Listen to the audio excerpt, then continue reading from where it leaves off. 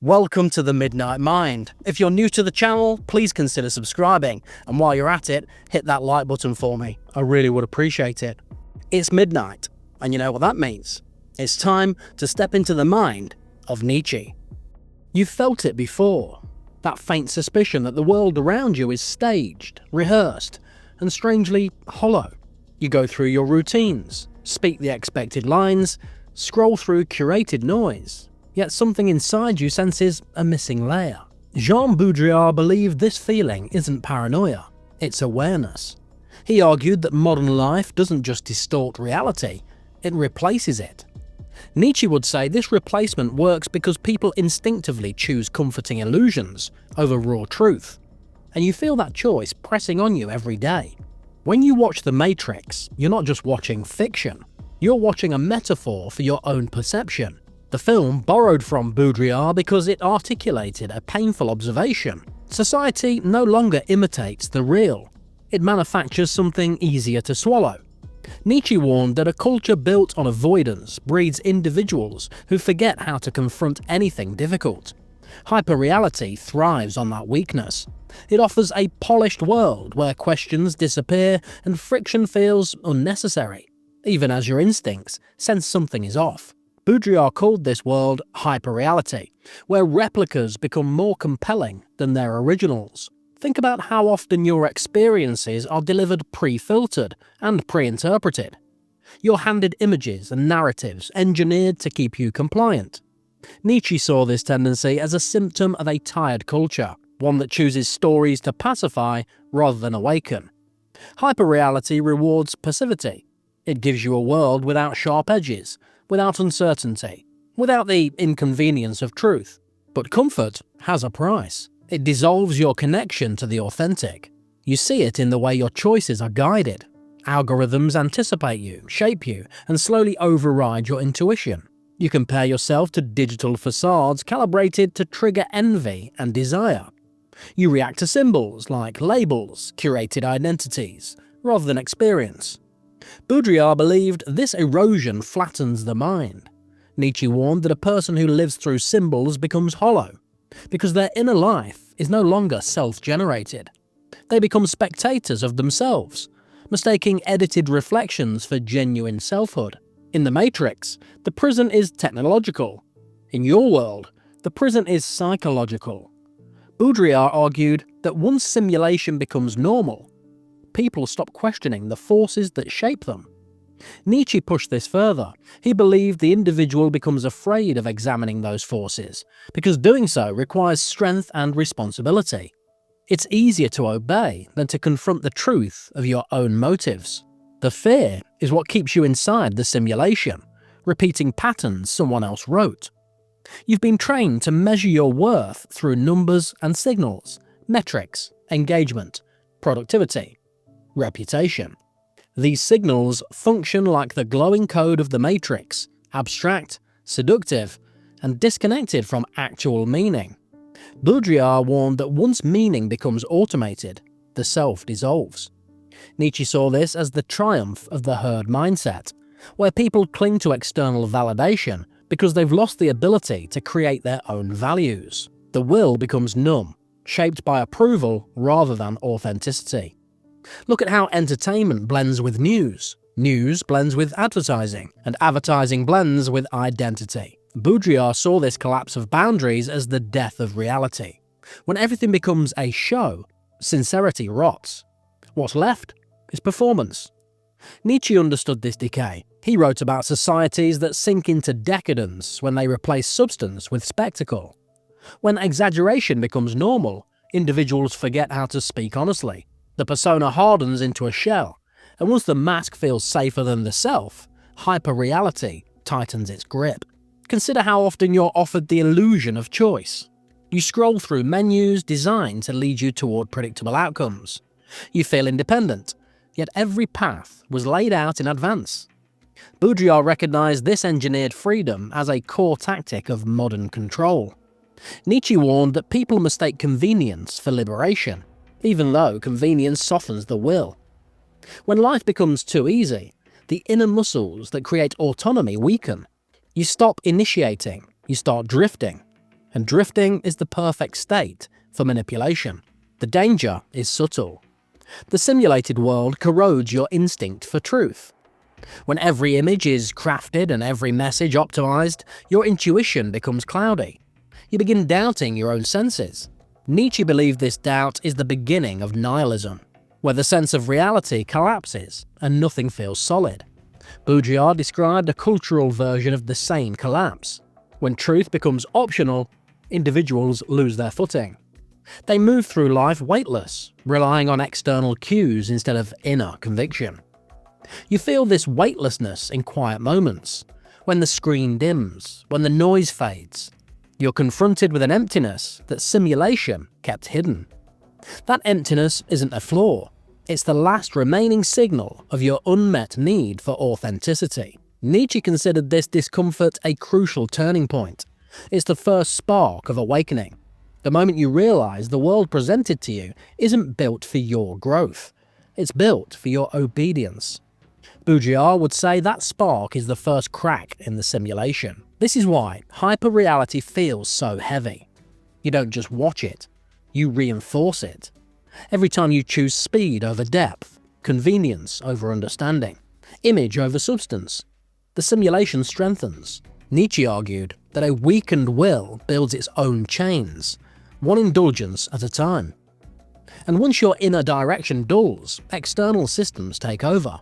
Baudrillard called these systems the invisible architecture of control. Algorithms, institutions, influencers, corporations.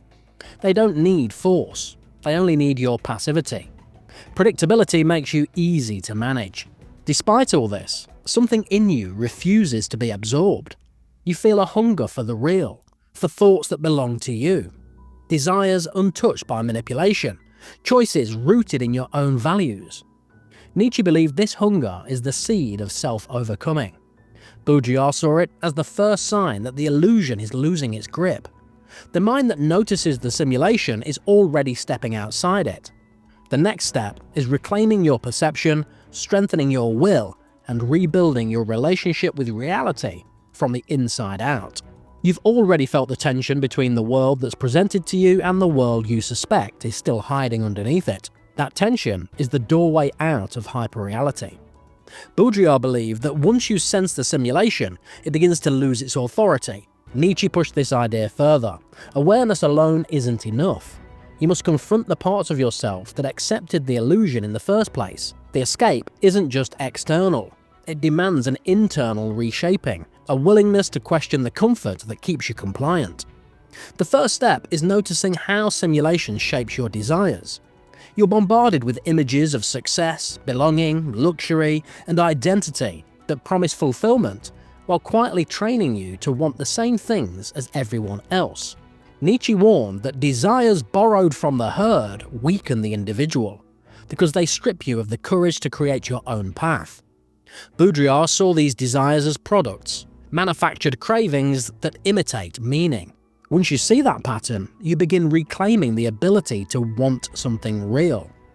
Look at the pressures that guide your choices, the urgency to stay informed, the fear of irrelevance, the demand for constant output.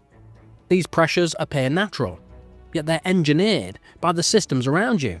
Baudrillard believed such pressures keep individuals trapped in cycles of reaction, never reflection. Nietzsche would say that this state produces a life that feels busy but hollow, because you're following momentum instead of intention. When you pause long enough to see the pattern, you disrupt it. That disruption is the beginning of autonomy. You also have to face how simulation reshapes emotion. Outrage becomes entertainment. Empathy becomes performance. Joy becomes content. The emotional world is flattened into symbols that travel quickly and fade instantly. Nietzsche argued that society corrupts emotion when it demands conformity, because true emotion requires strength and vulnerability. Baudrillard saw emotional simulation as a tool of control. When your feelings are mediated through platforms and trends, they stop belonging to you.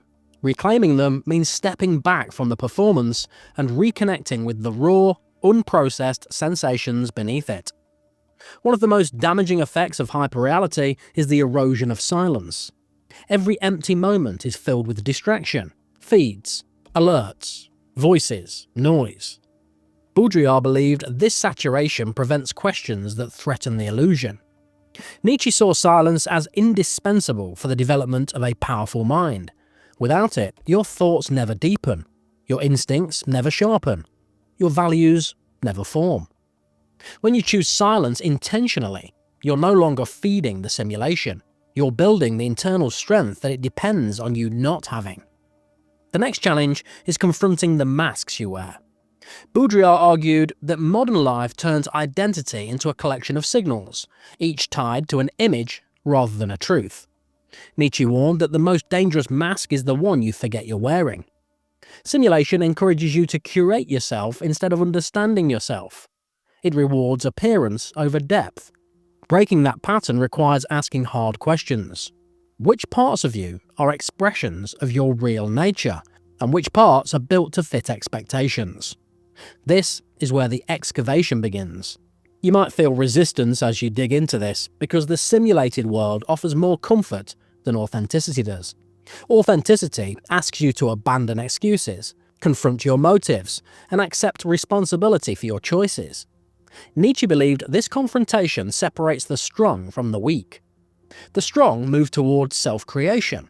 The weak cling to illusions that protect them from themselves. Baudrillard would say the simulation thrives on that weakness. It gives you identity templates, so you never have to build one yourself. Strength begins when you stop accepting those templates. Another layer of escape involves examining the narratives you feed on. Hyperreality thrives on simple stories with clear villains, heroes, and resolutions. Life becomes easier to digest when complexity is stripped away. Nietzsche argued that individuals who accept these simplified narratives lose their ability to grapple with reality, which is always contradictory and difficult. Baudrillard saw narrative consumption as a key mechanism of control, an endless stream of meaning that distracts you from meaninglessness. When you choose stories that challenge rather than comfort, you reclaim the ability to think independently. You must also confront your relationship with fear. Hyperreality amplifies fear to keep you dependent. Fear of missing out, fear of falling behind, fear of becoming invisible.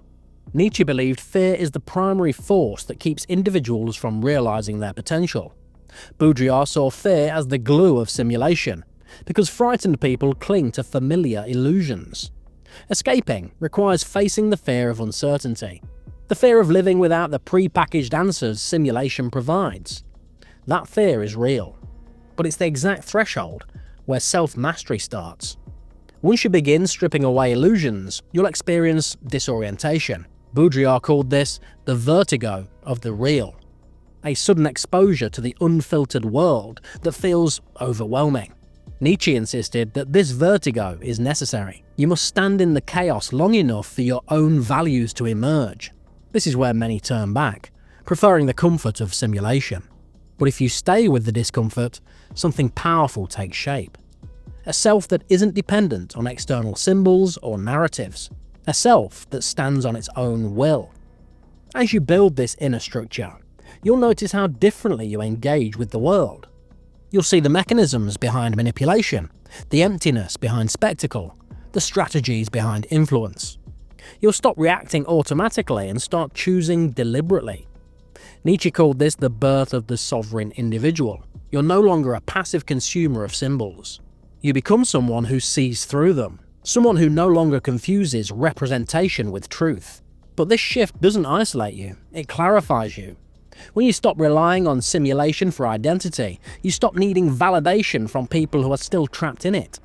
You begin forming relationships grounded in depth rather than display. Nietzsche believed this kind of connection is rare and demanding, because it requires two individuals who have confronted themselves honestly. Hyperreality cannot produce such relationships, it can only mimic them. Stepping outside the illusion gives you the chance to build something genuine, even if it's with fewer people. The final step is creating your own meaning. Baudrillard believed society's meaning structures have collapsed, replaced by endless copies with no originals. Nietzsche saw this collapse as an opportunity. When old meanings die, the individual is free to create new ones. Not borrowed, not automated, not algorithmic. Created. This creation isn't a slogan or a persona. It's a commitment to shaping your life according to values you've tested, questioned, and chosen. When you do this, hyperreality loses its power over you, because you're no longer waiting for it to tell you who you are. You may not escape the simulation entirely, no one truly does, but you can refuse to be ruled by it. You can choose intention over drift, silence over noise, depth over spectacle, truth over comfort. Nietzsche believed the path to self-mastery begins with a single act of defiance, the decision to see clearly. Baudrillard believed clarity is the one thing a simulated world cannot survive. When you see the illusion for what it is, you stop living inside it blindly. You start navigating it consciously. And that changes everything. Because in the end, the simulation isn't your master. It's a challenge. A test of whether you will surrender your perception or reclaim it. A test of whether you will follow the herd or step into the responsibility of shaping yourself. The world may be flooded with replicas, distortions, and digital dreams, but your ability to choose what you see, what you believe, and who you become is still intact. Freedom begins the moment you decide to stop sleepwalking through the illusion and start confronting reality with your own eyes. If you have any thoughts on today's episode, I'd love to hear them. Leave me a message in the comments section below.